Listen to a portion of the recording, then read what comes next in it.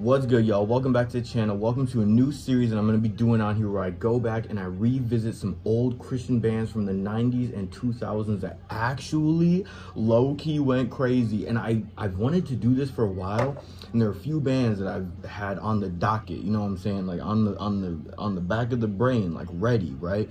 But there's one in specific that I knew I was going to start with, and it was going to be Family Force 5, Christian Limp Bizkit, bro, okay? If you don't know about Family Force 5 is a Christian band formed in 2004 during that peak crunk, emo, weird era where it was like rap metal, you know, you had Limp Bizkit and shit like that. They actually started with the release of their Diamond EP, it aged beautifully. The reason I wanted to talk about this band in general is because so much of their music is actually insane. They had a lot of, like I said, that Limp Bizkit attitude where it's like rap metal, but they're from Atlanta, you know what I'm saying? So they have that ATL feel. They really do.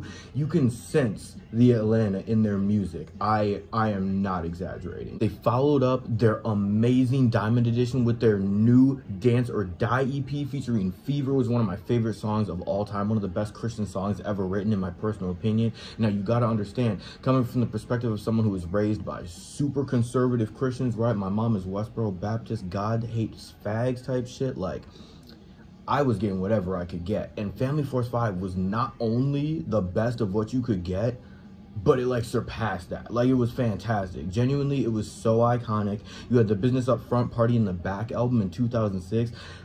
Don't even get me started on this record. Genuinely, like, this is one of the best records to this day, in my personal opinion. Now, granted, I am looking at it through nostalgia glasses, right? But if you like this genre of music, it's so rare that you find a band like this that can get you hype like this. You know what I'm saying? Like, there's so many parts of this album that will just have you, it's just so mosh friendly and dance friendly, and like you can really just rage to this. Like, genuinely, this was like the first iteration, not the first iteration, but especially in Christian music, of rage music. Like, this is the first glimpse you got of that, for real. You got Cadillac Funk, Country Gentleman, Ex-Girlfriend, Drama Queen, Love Addict, Earthquake. The amount of bangers on this album are so insane, and such a unique sound. Like I was saying, genuinely great. It's heavy, funky, poppy, and fun.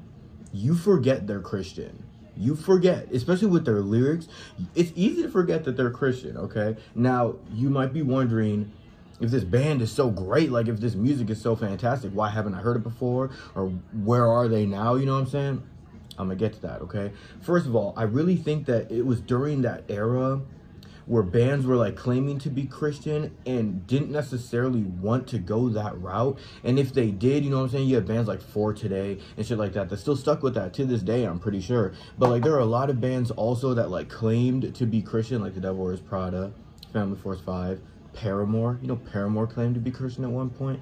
Switchfoot, you know what I'm saying? Like, this was like a popular thing to do at the time.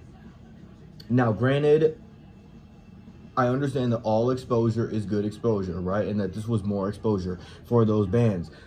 But I feel like it can pigeonhole you, you know what I'm saying? Especially if you want to continue going with that aesthetic. Like Waddle, for example, was released in 2012 and had Christian kids in a choke hold, bro. I was still friends with a lot of people that went to a private school at that time, and I remember going to the private school parties, and I remember hearing this song and watching these niggas crank that shit, going crazy.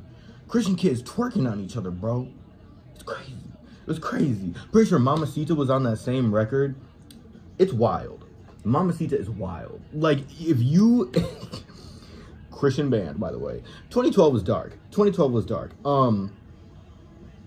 Lyrics like "We crossed the border, you and I crazy. Their top song is Chainsaw. Like, what, have you heard their old music? Which is what really confuses me, genuinely. Like, they've got a couple of their old songs that are on their top songs, but most of their top music is their new music, which blows my mind, because I can't I can't recommend this shit enough. Now, a lot of you guys are probably gonna flame me in the comments. I can't lie. Y'all niggas are gonna be like, what the fuck? But I remember watching them play Warped Tour, and their cover of Bulletproof.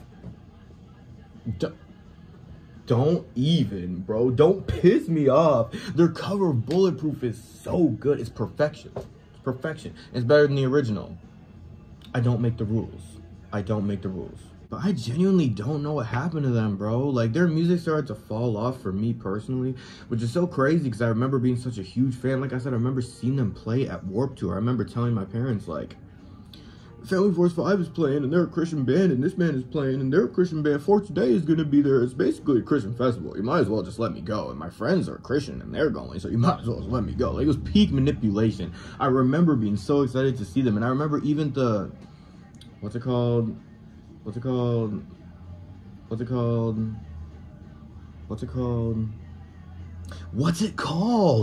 the secular kids in the audience even liked it. Like, even they fucked with it heavy. They were so good. It was genuinely great music. But then members left. I'm pretty sure there's only 2 of them left, which is super crazy. Even Christians need great music too, you know what I'm saying? Like, that's what I really had respect for them for, is like they were putting out fantastic music. And that's what really sucks about the fact that it started to change so much, really started to go into this, like, I don't know, this like weird like LMFAO but like not direction. It was so weird. I feel like they grew out of their own sound, which is sad, bro. And this is why I'm curious to see if they would ever make a return. I've actually reached out to them, so keep an eye on that, if I'm being honest. But I am curious to see if they would ever make a return, you know what I'm saying? Like, these niggas are from Atlanta. These niggas are putting out great southern, like, rap metal, basically. Rap rock, you know what I'm saying? They were crazy. They were really good. And I think they are so slept on. I think that if you haven't checked out Family Force 5, you need to immediately. I wish that I could have included more about the band in this video, but honestly, I think I really want to cover mostly the music aspect. And like, in this series, just talk about how you should check out these bands. Like, honestly, I could get into the whole background of the bands too. Like, let me know in the comments if you guys want me to do that too. I can go further into the background of like their upbringing and their career and shit like that. If you want more long form videos, I can just do the research and throw that in there too. But I think for right now, I'm just gonna cover the music. So if you haven't checked out Family Force 5, like I said, make sure you do. And if you remember them, let's have some nostalgia parties in the comments, bro. Let's talk about this music in the comments, man. I'm so excited to see if there's anyone out there that actually loves them as much as I do. Like I said, bro, Diamond Edition and Business Up Front, Party in the Back, and Dance or Die EP, flawless, perfect, literally perfect. Listen to them in that order. You're welcome. Like, oh my God, bro, they're so good. They're so good. If you like, just check it out. Just check it out. I'll see you guys in the next one. Reliant K next. Leak. I'll see you guys in the next one. Peace.